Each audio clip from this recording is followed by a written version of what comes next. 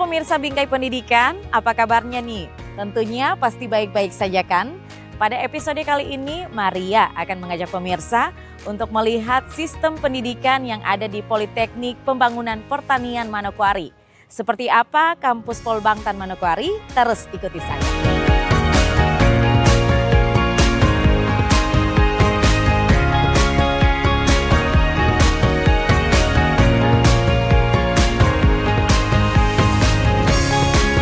Kehadiran Politeknik Pembangunan Pertanian Polbangtan Manokwari tak lepas dari keberadaan Lembaga Penelitian dan Pendidikan Pertanian Manokwari atau LP3M atau Agraris Profession Manokwari oleh pemerintah Belanda tahun 1961.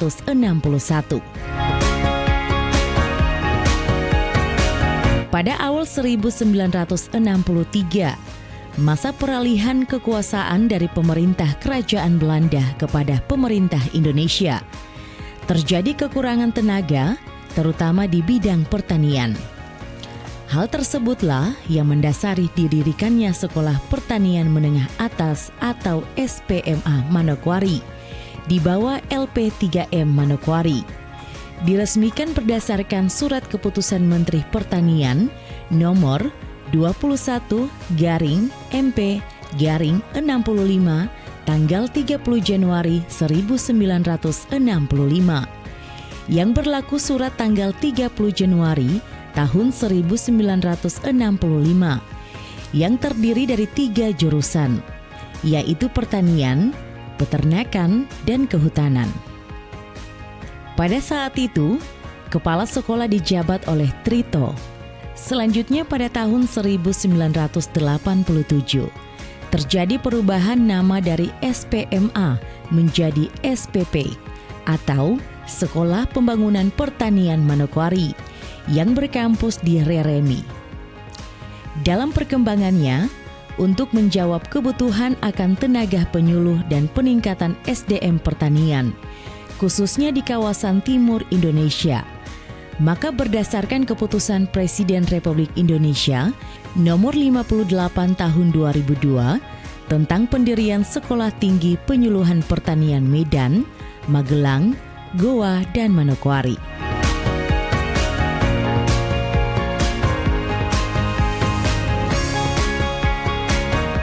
Departemen Pertanian meningkatkan status SPP Manokwari menjadi Sekolah Tinggi Penyuluh Pertanian STPP Manokwari. STPP Manokwari didirikan pada tanggal 13 Agustus 2002 dan diresmikan oleh Kepala Badan Pengembangan Sumber Daya Manusia Pertanian mewakili Menteri Pertanian pada tanggal 24 Februari 2003. Regulasi kelembagaan Politeknik Pembangunan Pertanian Polbangtan Manokwari merupakan lembaga pendidikan tinggi kedinasan di bawah Badan Penyuluhan dan Pengembangan SDM Pertanian, Kementerian Pertanian, memiliki tugas pokok dan fungsi menyelenggarakan pendidikan Diploma 4, Penyuluhan Pertanian dan Peternakan, serta pelatihan fungsional bagi penyuluh pertanian. Wilayah kerja Polbangtan Manokwari meliputi 6 provinsi di kawasan timur Indonesia, yaitu Papua, Papua Barat, Maluku, Maluku Utara, Sulawesi Tengah, dan Sulawesi Tenggara.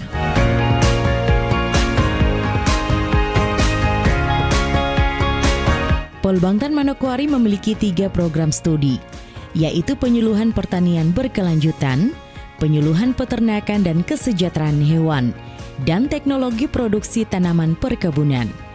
Berdasarkan keputusan Menteri Pertanian nomor 32 tahun 2020 tentang status Politeknik Pembangunan Pertanian Manokwari.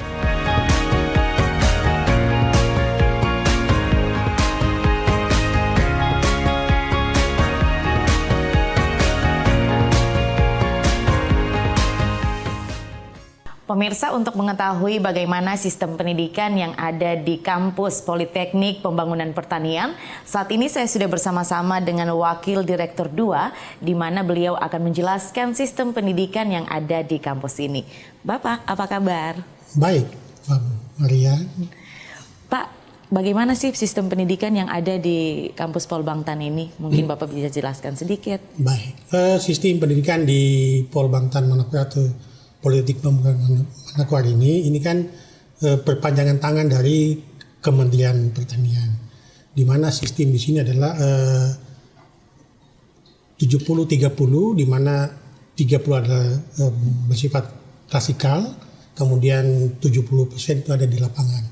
Kami di Pol Bangtan ini memiliki 2 tempat, satu ada di kampus 1 di Remi, dan kurang lebih ada 80 hektar itu di kampus 2 di Andai. Itu lokasi praktek ya Pak? Iya, lokasi praktek. Oke, Pak, bagaimana sih sejarah dari berdirinya kampus ini? Sebenarnya ini cikal bakalnya dari SPMA di tahun 76 itu dari Hamban dia pindah ke Remi sini itu tahun 76, kemudian terjadi transformasi yang tadinya SPMA itu di tahun 2002 itu terjadi transformasi ke Sekolah Tinggi Penyuluhan Pertanian Manokwari ini yang disingkat dengan STPP.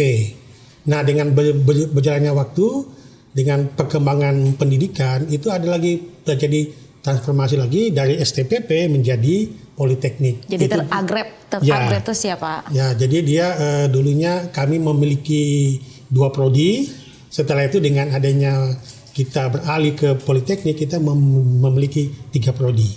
Di antaranya ada prodi penyuluhan pertanian berkelanjutan, penyuluhan peternakan dan kesehatan hewan, yang satunya adalah teknologi produksi tanaman perkebunan.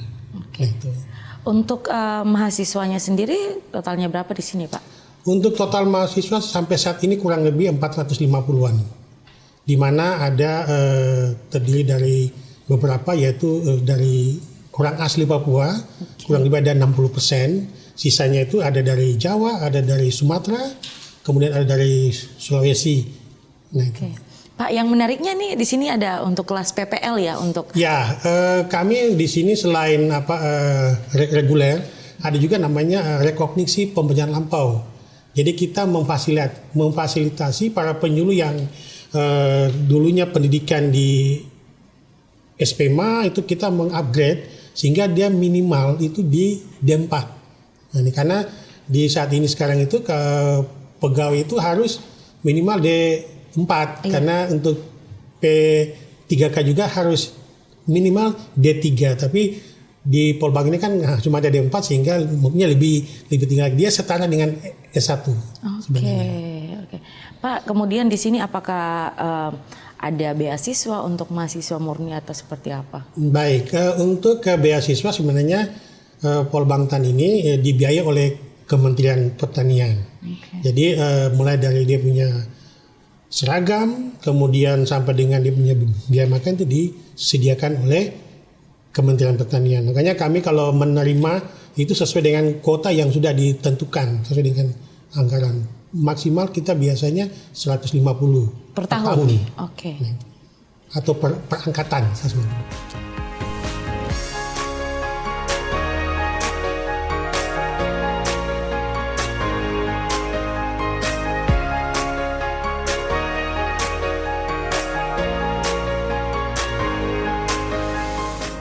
Pol Bangtan Manokwari memiliki tugas dan kewajiban menyelenggarakan pendidikan dan penelitian serta pengabdian kepada masyarakat sesuai dengan peraturan perundang-undangan yang berlaku.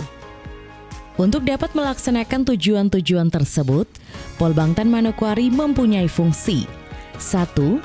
Menyelenggarakan proses belajar mengajar pada tingkat pendidikan tinggi. 2. Menyelenggarakan penelitian dalam rangka pengembangan kebudayaan, ilmu pengetahuan, teknologi, pendidikan, dan seni. 3. Menyelenggarakan pengabdian kepada masyarakat. 4. Menyelenggarakan pembinaan civitas akademika. 5. Menyelenggarakan kegiatan pelayanan administrasi.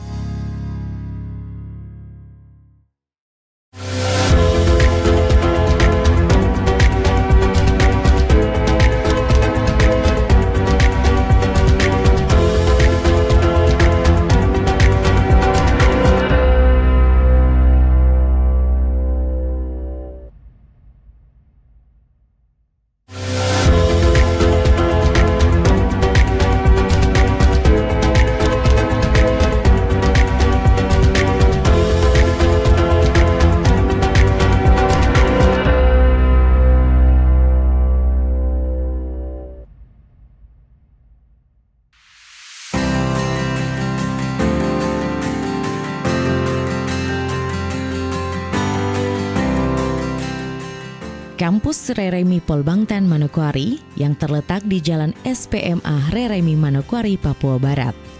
Kampus 1 merupakan pusat kegiatan administrasi dan pembelajaran terdiri dari bangunan kantor, kelas, asrama mahasiswa, laboratorium, rumah pegawai, dan sarana penunjang. Total luas lahan kampus 1 adalah kurang lebih 11,8 hektar.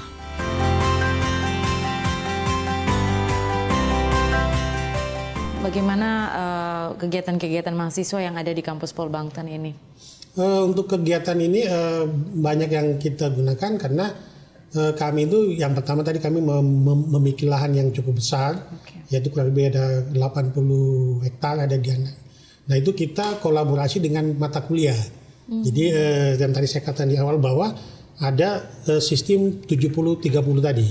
Jadi 30 kita berada di ruang kelas, 70%-nya kita ada di lapangan. Nah kegiatan-kegiatan ini banyak selain juga kegiatan perkuliahan, juga ekstrakurikuler yaitu dimotori oleh para BEM. Oke, Pak, ini kan lebih banyak di lapangan nih, jadi di perkebunan, pertanian ya. Bagaimana kalau hasil dari hasil mereka praktek itu kemana akan dijual atau seperti apa? Baik, untuk hasil-hasil mungkin Mbak Maria bisa lihat ini ada beberapa hasil dari mahasiswa kami, di mana produk-produk seperti keripik pisang, kemudian ada kopi, ada brownies. Nah ini juga kami selain ini kita punya bagian unit pengabdian. Nah ini kami memiliki desa-desa binaan, di mana ada satu di di Anggi, yaitu untuk kopi. Ini ada kopi Anggi, ini yang kami hasil dari binaan kita. Kemudian, Arabica ya Pak? Ya, Arabica dengan Robusta juga yang ada di daerah Mokwam. Pak, untuk lahan pertanian sendiri itu apa yang ditanam itu Pak? Oh baik, lahan pertanian banyak, ada sayur-sayuran. Mungkin kita sambil minum kopi dulu ya. Boleh Pak. Mbak Ria bisa siapkan kita kopi 2. Oke, siap. Ini kebetulan mahasiswa kami juga yang di bidang perkebunan. Mereka yang nanti menghasilkan kopi. Nanti mungkin kalau Mbak Maria bisa ada waktu, bisa ajak ke lahan kita yang sementara ada di kampus 1 itu, ada kopi, ada kakao. Siap Pak, dengan senang hati. Berarti yang kita minum sekarang kopi apa Pak? Kopi Arabica.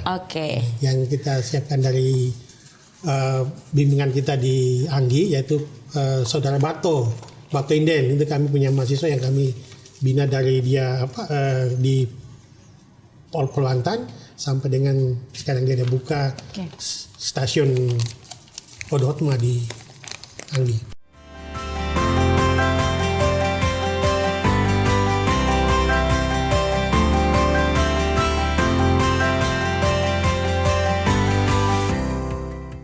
Sarana berikutnya yaitu lahan praktik Andai, berada di Andai, Distrik Manokwari Selatan, Kabupaten Manokwari, Papua Barat.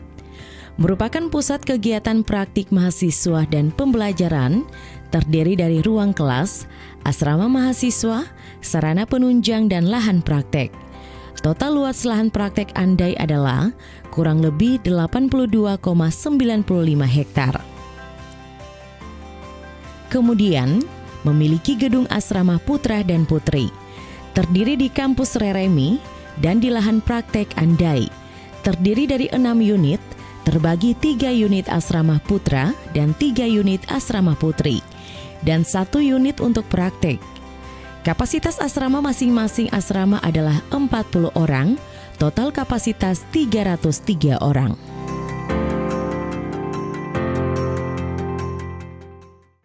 Pak, apakah di sini ada pola asrama untuk mahasiswa? Oh baik, memang kami di Politeknik ini ada pola asrama ya. Jadi ada asrama putra dan asrama putri. Nah ini yang tadi yang dia punya sistem makannya kami siapkan di pihak ketiga, itu untuk pagi hari dan makan malam itu kita siapkan. Jadi pada pada semester 1 mereka tinggal di asrama. Karena memang kami cuma memiliki kurang lebih ada 4 asrama yang ada di kampus satu ini, kemudian ada satu lagi di Andai. Nah, saya berpikir ke depan nanti mungkin bersama Bapak Direktur, kita akan coba merubah dari yang tadinya cuma tingkat 1, 2 sampai 4 di sini, kita pisah. Jadi tingkat 1, 2 nanti ada di Andai, dan kemudian tingkat 3, 4 ada di kota, itu di Remi.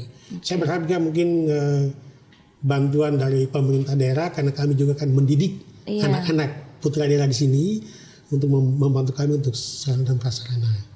Pemirsa, di kampus Polbangtan Manokwari sendiri mempunyai Duta Polbangtan PPI 2024, dan untuk mengetahui apa saja yang dilakukan oleh para duta di kampus ini, saat ini sudah bersama-sama dengan saya, yaitu kedua duta di kampus ini. Halo, apa kabar? Halo Kak, apa kabar? Sandy dan Sinta. Di kampus ini kan kalian berdua sebagai duta ya.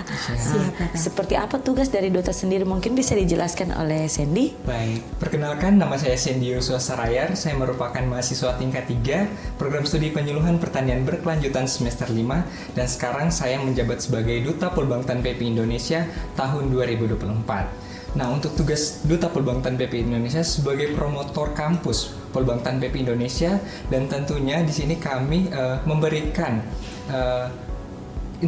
kegiatan positif untuk mahasiswa untuk dapat terjun ke dunia pertanian.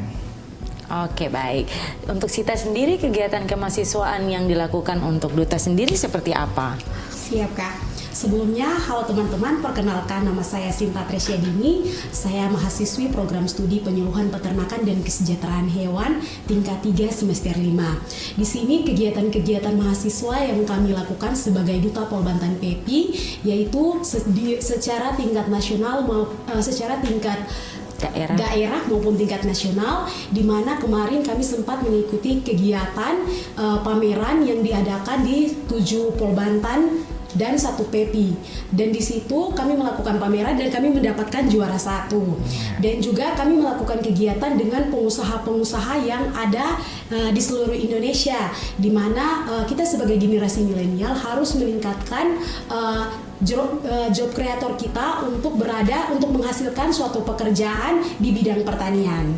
Oke, harapan dari Sinta sebagai Duta Polbangtan seperti apa?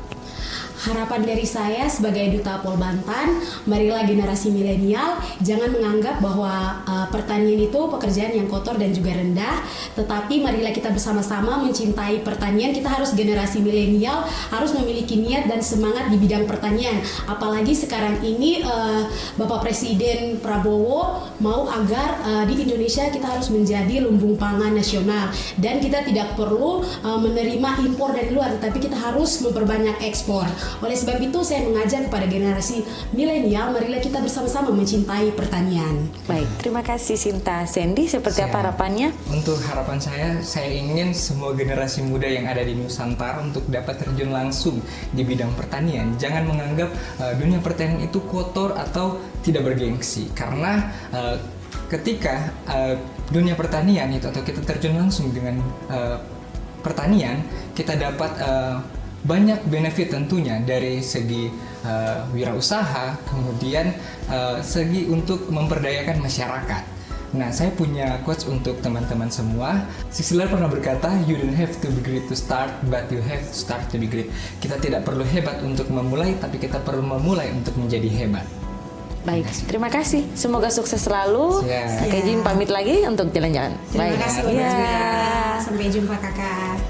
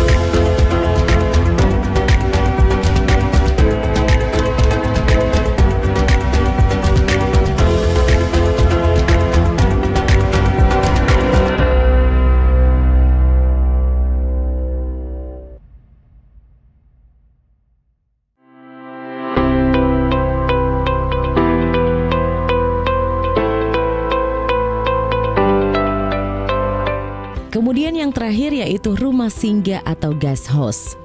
Letak guest house Polbangtan Manokwari berada di kampus Reremi Polbangtan Manokwari. Merupakan bangunan permanen dengan luas 70 meter persegi, diperuntukkan bagi tamu-tamu Polbangtan Manokwari. Aset tanah Polbangtan Manokwari terbagi menjadi 2 lokasi di kampus Reremi dan lahan praktik Andai. Aset tersebut merupakan aset negara yang terdaftar sebagai Polbangtan Manokwari Kementerian Pertanian. Pak, ini juga ada yang menarik ini untuk keripik ya? Iya, ini keripik ini karena di Manokwari pisang banyak ini. Makanya ada beberapa rasa, di mana ada rasa coklat, ada vanila, ada rasa durian, ada juga rasa bawang. Nah ini hasil karya dari para mahasiswa kami. Jadi di mata kuliah itu ada mata kuliah teknologi pengolahan. Nah selain dia menggeluti teori, juga harus bisa praktek.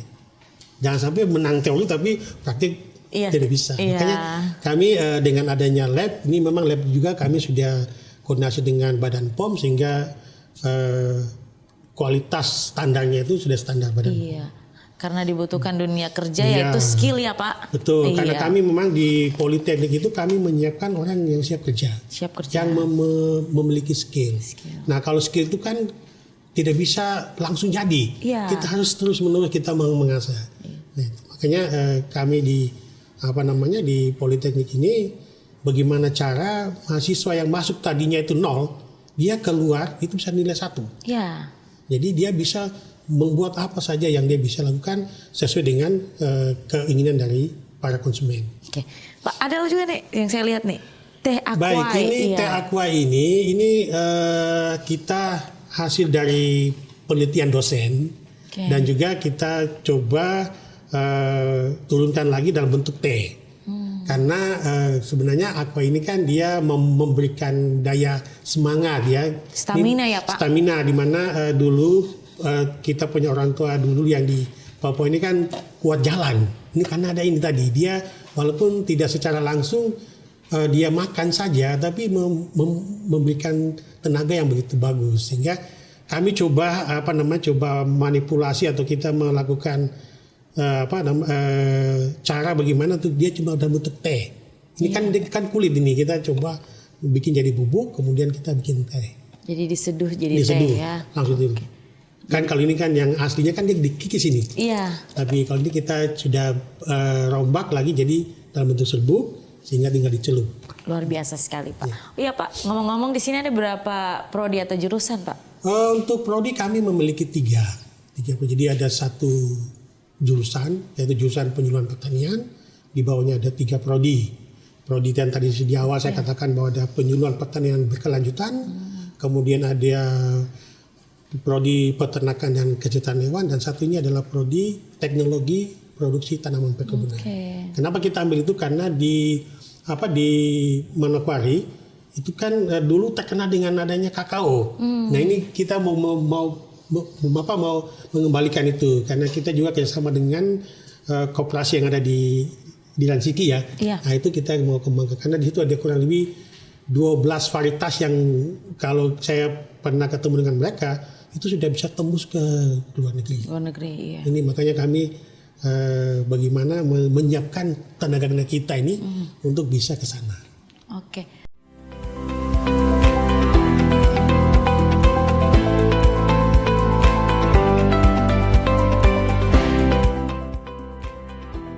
Seluruh aset tanah telah tersertifikat terbagi menjadi 2 sertifikat. Dengan total luas lahan kampus Reremi adalah kurang lebih 11,8 hektar dan 82,95 hektar lahan praktik Andai. Assalamualaikum warahmatullahi wabarakatuh. Perkenalkan, nama saya Miranda. Saya dari kampus Politeknik Pembangunan Pertanian Manokwari, Prodi Penyuluhan Peternakan dan Kesejahteraan Hewan. Sekarang saudari-saudari telah menyaksikan saya berada di kampus 2 Andai. Kebetulan kami mahasiswa di sini sedang melakukan praktek. Praktek apa, yaitu ayam petelur. Dan sekarang ini kami sedang melakukan setiap hari kegiatan apa saja yang akan kita lakukan. Dari awal DOC dimasukkan ke dalam kandang, lalu perlakuan apa sih yang harus kita lakukan pada saat DOC masuk. Baik, dari awal DOC masuk, kami memberikan air minum. Air minum yang kami berikan kepada ayam itu kami campurkan dengan gula pasir. Kita larutkan ke dalam air minum, lalu kita minumkan ke ayam-ayam tersebut. Gunanya apa? Karena pada saat ayam datang dari tempat produksinya itu kan merasa pusing. Jadi kita memberikan air gula untuk mengurangi rasa pusing-pusing dari ayam tersebut. Nah, masuk hari kedua dan seterusnya kita akan memberikan ayam pakan seperti biasanya mulai dari jam 6 pagi. Sehari itu kita memberikan makan itu 2 kali sehari. Jadi pagi jam 6 pagi, sore jam 3 sore. Itu adalah masa starter pertama. Pada saat sudah masuk pada masa grower pertama, itu jamnya sudah mulai berubah. Kenapa berubah? Karena pada masa ayam sudah masuk produksi grower, nah itu pakannya harus sudah diganti. Jadi pakan starter, grower sampai layar berkelanjutan, itu pakan pada ayam itu berbeda-beda. Nah, pertama, ketika kita masuk pada grower kedua, jam ayam itu pada pagi hari dan juga sore hari itu sudah berbeda jamnya, dan juga bobot pemberian pakannya itu banyaknya itu harus juga sudah diganti. Nah, seperti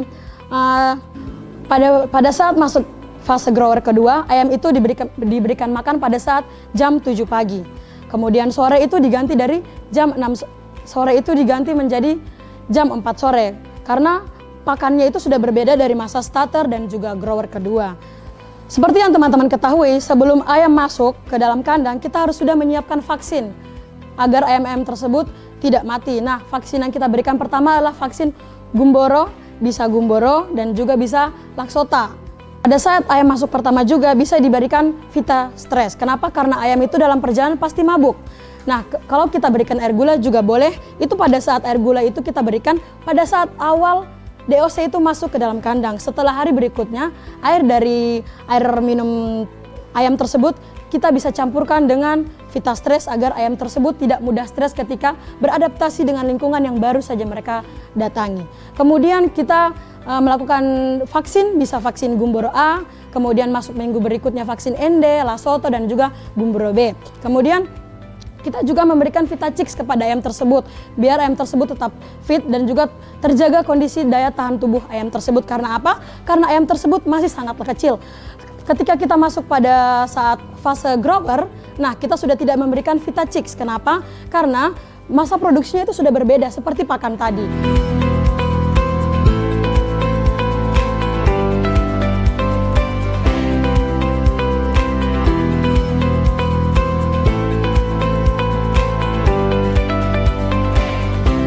Pendidikan merupakan hal terpenting bagi setiap individu. Polbangtan Manokwari bukan hanya memberikan ilmu, tetapi bagaimana mempersiapkan sumber daya manusia untuk membangun dunia pertanian. Saya Maria Talim Bekas, sampai jumpa pada episode selanjutnya.